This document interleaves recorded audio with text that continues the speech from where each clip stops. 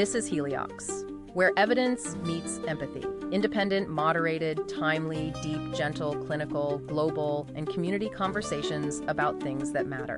Breathe easy. We go deep and lightly surface the big ideas.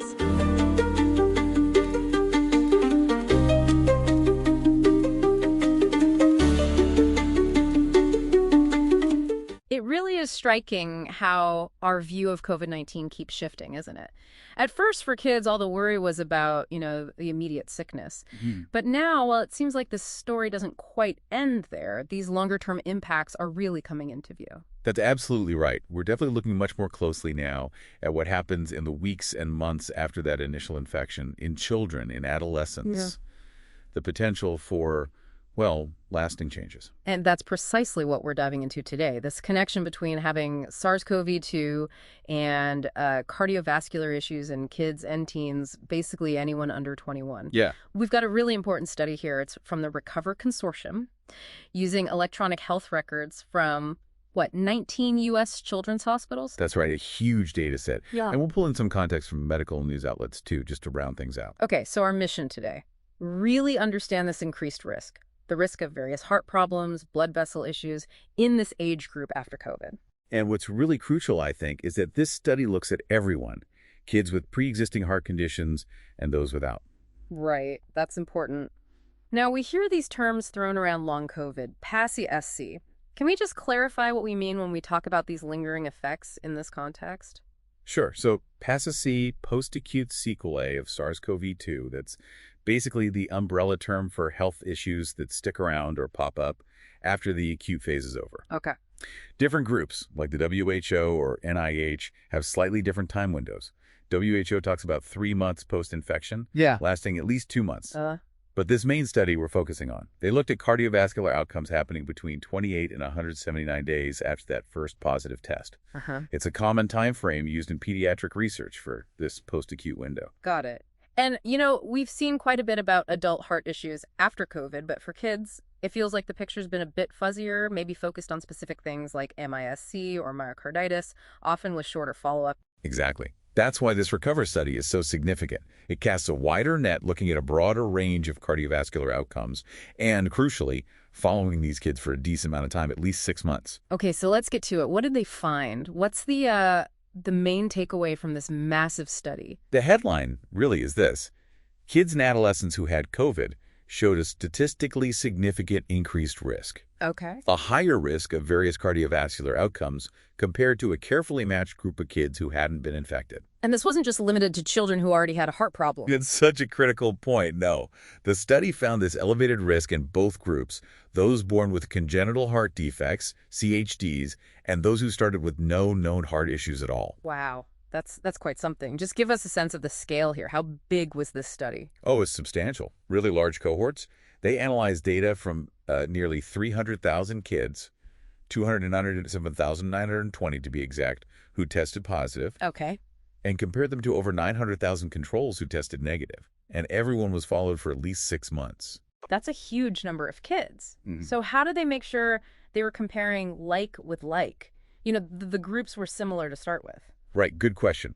They used a statistical technique called propensity score stratification. Okay, fancy term. What does it mean? Basically, think of it as very careful matching. They matched individuals in the positive group with similar individuals in the negative group based on things like age, sex, race, ethnicity, even insurance type. Ah, so trying to level the playing field. Exactly, to make the groups as comparable as possible.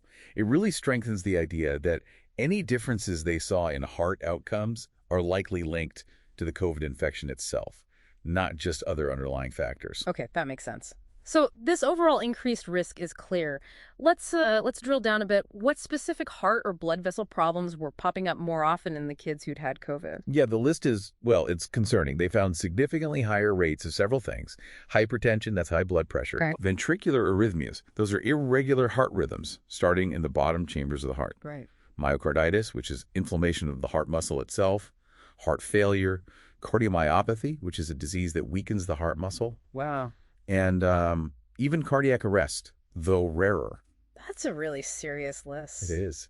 And it didn't stop there. They also saw an increased risk of thromboembolism, blood clots. Right, clots that can travel. Exactly. And also more reports of symptoms, things like chest pain and palpitations. Palpitations, like feeling your heart race or skip beats. Precisely. And beyond just listing these individual conditions, the researchers also grouped related issues together. They call them composite outcomes. Okay, big categories of problems. Yeah, sort of. And these broader categories also showed increased risks in the group that had COVID. What kind of categories are we talking about? Well, there was a composite for any cardiovascular outcome. Then specific ones for arrhythmias in general, for inflammatory heart disease like myocarditis. Another for other cardiac disorders, which included heart failure and cardiomyopathy. Also one for thrombotic disorders, the blood clots, and even composite just for those symptoms, the chest pain and palpitations. And was the risk increase sort of the same across the board for all these different things, or did it vary? No, definitely varied. The magnitude of the increased risk wasn't uniform. Okay. So, for example, hypertension, high blood pressure. The relative risk, which compares the likelihood in the COVID group versus the non-COVID group, was about 1.5. So like a 50% higher chance for both kids with and without existing heart issues. Correct. Roughly 1.5 for both the CHD and non-CHD groups. And for that composite of any cardiovascular event, the relative risk was about 1.63. Again, pretty similar in both groups. Quite a bit higher. Oh, absolutely. But then you look at something like inflammatory heart disease in the kids without prior heart defects. The relative risk there jumped to around 2.92, almost 3 times higher. Wow, nearly triple the risk for heart inflammation in previously healthy kids. Exactly. It suggests maybe a particularly strong inflammatory reaction happening in some kids' hearts after infection. That is really interesting. Okay, so we have this overall picture, elevated risk for everyone, but some specific things jumping out. Were there other nuances? Did they find differences when they looked at, say, different subgroups? Yes, absolutely. They dug into that too. One thing, the absolute risk, just the baseline chance of having any cardiovascular issue after the study period, was higher in the kids with congenital heart defects to begin with. That makes sense. They're already more vulnerable. Right. That was true whether they had COVID or not, but the increase in risk after COVID was seen in both groups. Okay. Any other interesting subgroup findings? Well, one thing, cardiogenic shock. It's when the heart suddenly can't pump enough blood. Very serious. The relative risk was higher in the non-CHD group after COVID. Really? In the initially healthy kids? Yeah, but it's important to stress it was still a very rare event overall in both groups. Just the relative increase was higher there. Got it. What about things like age or how sick they were with COVID initially? Did that matter? Generally, the main finding of increased risk held up pretty consistently across different age groups, across racial and ethnic groups, for boys and girls. Even obesity status didn't seem to erase the overall increased risk. Oh. And another interesting point, it didn't seem to matter much whether the child got infected during the Delta wave or the Omicron wave.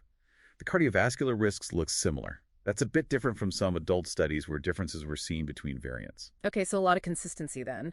But you mentioned they did some deeper analysis, some sensitivity analyses. Did those turn up anything more specific? They did. And yeah, a few things stood out there. For instance, older kids, adolescents aged 12 to 20, and school-aged kids 5 to 11 seem to have a higher risk of any cardiovascular outcome compared to the youngest group, the under 5s. An age difference there. Interesting. It is. And looking at race and ethnicity, non-Hispanic white children actually showed the highest risks for any cardiovascular outcome in this analysis. Higher than other groups. Followed by Hispanic children and then non-Hispanic black children. The reasons for that aren't clear from this study, but it was an observation. Okay. And between boys and girls, any differences emerge in that deeper dive? Yes, some interesting kind of specific sex differences popped out. Females seem to have higher risks for developing hypertension, deep vein thrombosis, DVT, and maybe, surprisingly, cardiac arrest. Whereas males appeared more prone to things like premature atrial or ventricular contractions, those extra or skipped heartbeats, pulmonary embolism, and thrombophlebitis, which is vein inflammation, often with a clot. That's quite a varied pattern depending on sex. And obesity, you said it didn't erase the overall risk, but did it play any specific role? It did seem to have a bit of a mixed role. Obesity was linked with increased risks for some of the really severe outcomes, like those ventricular arrhythmias. But interestingly, it was associated with a lower risk of just reporting symptoms like chest pain or palpitations. Huh. That's complex. It suggests maybe a more complicated interaction there that needs more looking into. And it feels intuitive that how sick you were initially with COVID would matter for long-term stuff, right? Absolutely. And the data bore that out. Kids who had severe acute COVID-19 maybe needed hospitalization. Yeah. They consistently showed higher risks across all those composite cardiovascular outcome categories compared to kids who just had a mild infection. Right. That makes sense. So, okay, we're seeing this clear link. COVID infection, then higher risk of various heart issues later on in kids. Why? What could be actually causing this? Any ideas on the mechanisms? Yeah, that's the million-dollar question, isn't Yeah. it? This study wasn't designed to pinpoint the exact biological reasons, but we can look at related research, like studies on long-term kidney effects after COVID in kids, and see potential parallels. Okay, so what are the theories? Well, there are a few possibilities. One is direct damage. The virus itself might directly harm heart muscle cells or the lining of blood vessels. Another is inflammation. Maybe there's this persistent low-level inflammation that just doesn't shut off properly after the infection clears, and that affects the cardiovascular system. Like a lingering immune response. Exactly. Or it could even be indirect effects. The body's overall response to the virus, the stress it puts on the system, might trigger downstream cardiovascular problems. It's likely complex, maybe a mix of factors. There's still a lot to figure out biologically. Definitely. But I think the really strong signal from this study is the potential for a broad impact. Remember, even kids with absolutely no known heart problems beforehand showed these increased risks. Yeah, that's key. It really underlines why we need to think about the long-term heart health of basically all kids who've had COVID. So practically speaking, what does this mean? What are the implications on the ground? Well, the study authors point to a couple of big things. First, healthcare systems probably need to think about resources, planning for potentially more long-term monitoring of cardiovascular health in kids and teens post-COVID. Okay. And second, it's just crucial awareness. Doctors, nurses, other healthcare providers need to know about these potential increased risks. That way, if a child comes in with symptoms, or even just for a checkup, they can think about this possibility, make timely referrals, get the right tests done, and manage any issues that pop up. Absolutely. Now, before we wrap this up, we should always look critically at the research itself. What were the big strengths of this study? And maybe some limitations to keep in mind. For sure. Strengths. Yeah. Definitely the size. Huge number of kids. Yeah. And the longitudinal follow-up, tracking them over time, that's really valuable. Also using that propensity score stratification we talked about, that really helps make the comparison between the groups more robust. Right, matching. And analyzing the CHD and non-CHD kids separately gives us vital information for both those populations. Big strengths. Okay, sounds pretty solid. What about the flip side? Any limitations we need to consider? Yeah, like any study using electronic health records, there are always some inherent limitations. For example, it's possible some kids in the uninfected control group actually had COVID but were asymptomatic or just never got tested. That could dilute the findings a bit. Okay, misclassification. Right. And while they used good statistical methods to control for confounding factors, you can never account for absolutely everything in an observational study. There's also the issue that kids who had COVID might just have more doctor visits afterwards, meaning issues are more likely to be detected, sometimes called surveillance bias. Okay. And finally, a couple of specifics. They didn't exclude kids whose congenital heart defects had been surgically corrected, which could influence outcomes. And they couldn't fully track things like reinfections or vaccinations that happened outside the hospital systems providing the data. So it's a really important piece of the puzzle, gives us strong signals, but maybe not the absolute final word yet. Exactly. It provides a very strong indication that vigilance is needed. We need to pay attention to kids' cardiovascular health after COVID. Okay, so let's try and bring this all together. What's the single most important message you want people listening today to take away? I think the core message is this. Having SARS-CoV-2 infection as a child or adolescent is linked to a real measurable increase in the risk of developing various cardiovascular problems in the months afterwards. Right. And crucially, this increased risk seems to apply whether or not the child had any heart condition beforehand. And why is this important for you listening right now? Well, it's vital knowledge for everyone involved, parents, caregivers, young people themselves as they get older, and definitely healthcare professionals. Being aware of these potential long-term issues means symptoms might be recognized earlier. Leading to quicker help. Exactly.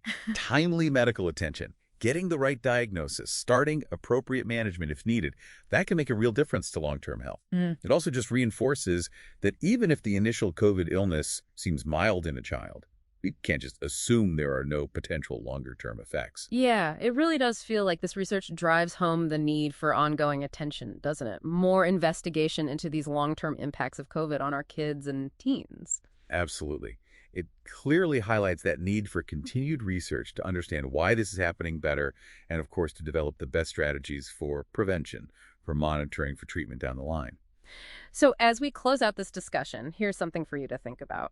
Knowing about this increased cardiovascular risk after COVID in kids, what kind of proactive steps, maybe even innovative ones, could we take to really protect their long-term heart health?